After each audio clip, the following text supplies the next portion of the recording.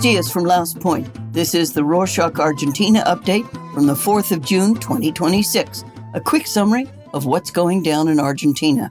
Thousands of people flooded the streets across Argentina on Wednesday the 3rd for the 11th annual Ni Una Menos, or Not One Less, mobilization, a massive grassroots feminist movement. The turnout follows the recent murders of several young women that have sparked widespread public outrage and debate over safety. The victims include 14-year-old Agostina Vega, whose body investigators discovered in a vacant field in the central Córdoba province after she went missing for a week. Only days earlier, authorities found 30-year-old Noelia Romero, who died after her boyfriend attacked her in Temperley inside the Buenos Aires province. Activists at the rally criticized President Milei's administration for dismantling state offices and public policies designed to prevent gender-based violence. They also voiced frustration with local judiciary, pointing out that a femicide happens every 31 hours in Argentina and accusing officials of neglect when searching for missing girls from working-class neighborhoods. In the middle of this public outcry, the Security Ministry triggered a separate political dispute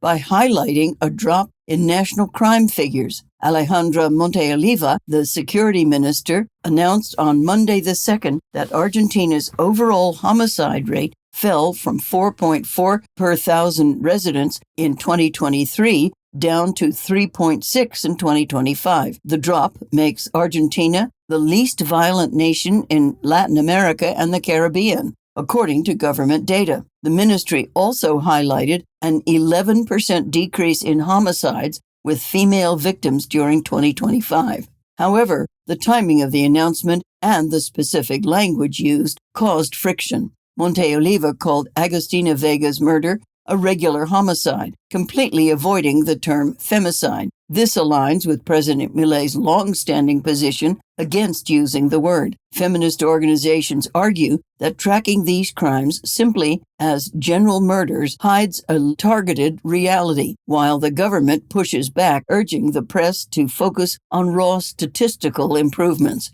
Since we mentioned the deep political divide surrounding state figures, a key piece of writing looks at whether the country can turn its current financial numbers into deep institutional credibility. Writing for the Buenos Aires Herald in English, Adrian Genesir explores whether Argentina is safe enough for long-term builders. The author highlights that while the government has real macroeconomic achievements to show, like a balanced budget, recovering reserves, and a major drop in country risk, long-term investors remain exceptionally cautious.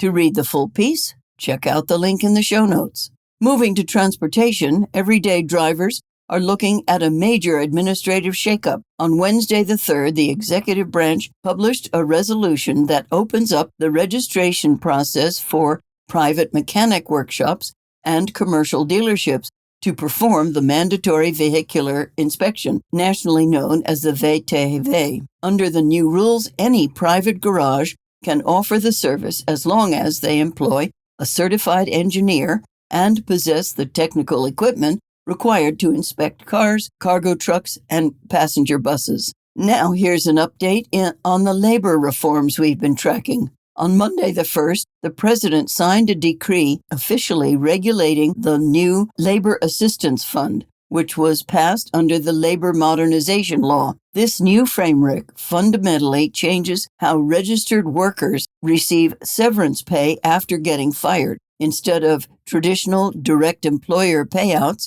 it will now be financed through collective investment vehicles like mutual funds and financial trusts. To clarify how this impacts employment, the new system is mandatory for all workers covered by the updated regime, but it requires a minimum of 12 months of formal registration to access full coverage. The law sets up a dedicated mechanism where fund managers must transfer severance funds to a dismissed worker within 5 business days. The text dictates that these specific assets can only be invested in financial instruments traded in Argentina, and the system officially takes effect on the 1st of November. While the administration updates labor guidelines, a federal appeals court in Patagonia cleared a major roadblock for mining companies. The judges overturned a lower court injunction that had suspended President Milei's reforms to the national glacier law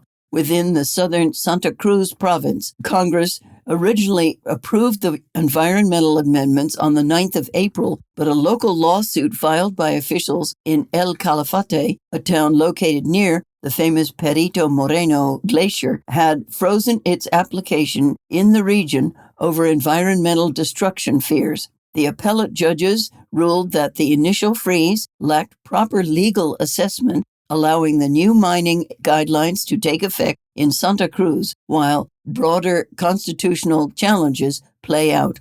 On that note about political friction, the local film community used a national stage to protest the state's culture budget cuts. On Tuesday the 2nd, the Argentine Film Academy celebrated its annual Sur Awards at the Alvear Theater in downtown Buenos Aires. The city's biggest winner was Belén, a legal abortion drama directed by Dolores Fonzi, which took home 5 major awards, including Best Fiction Film. The movie tells the true story of a landmark feminist legal battle against gender-based judicial violence, and it served as Argentina's official submission to the Oscars. In a separate dispute over state funding, the country's public higher education network is showing visible signs of strain. On Monday the 1st, the Center for World University Rankings released its Global 2026 report, which evaluates more than 21,000 higher education institutions across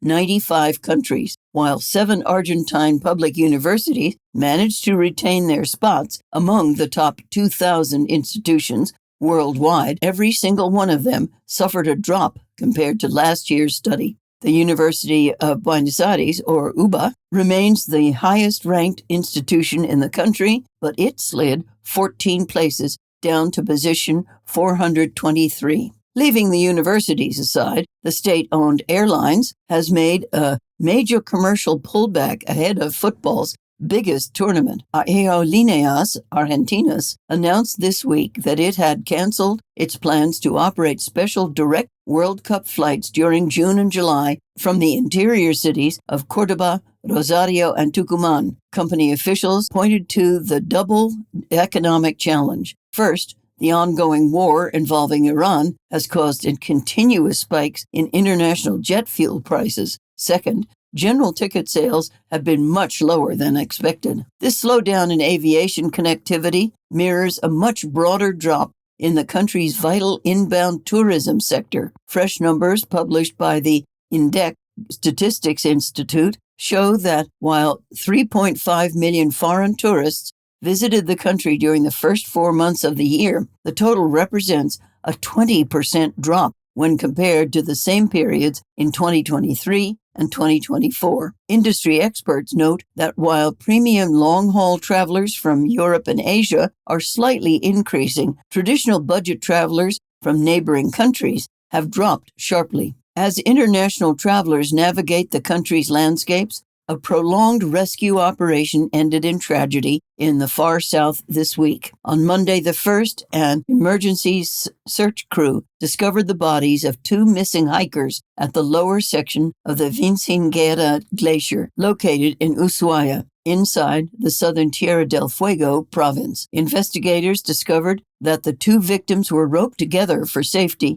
suggesting that one likely slipped and dragged the other down a steep, difficult mountain slope. Since we are on the topic of unexpected logistical challenges, Nestor Marcelo Lamboglia, the president of the newly unified National Gas Electricity Regulatory Agency, resigned from his post on Monday the 1st after less than a month in office. While officials' press releases insist that Lamboglia stepped down for personal reasons, sources inside the agency confirm that personal friction split the board. To close this edition, a monumental musical project is breathing life into the traditional soul of Argentine tango. This month, 3-time Grammy nominee Pablo Jarena and Ignacio Warchowski, the founder of El Arranque Orchestra, released Fuecherías. The recording project brings together 31 master players from different generations and stylistic backgrounds to perform lost arrangements, new compositions, and traditional recoveries centered entirely around the bandoneon. The ensemble will take the show to Córdoba this July, proving that local tango remains vibrant and alive. And that's it for this week. Thank you for joining us. Anything to ask or tell us? info@rorschach.com. Nos vemos la próxima semana.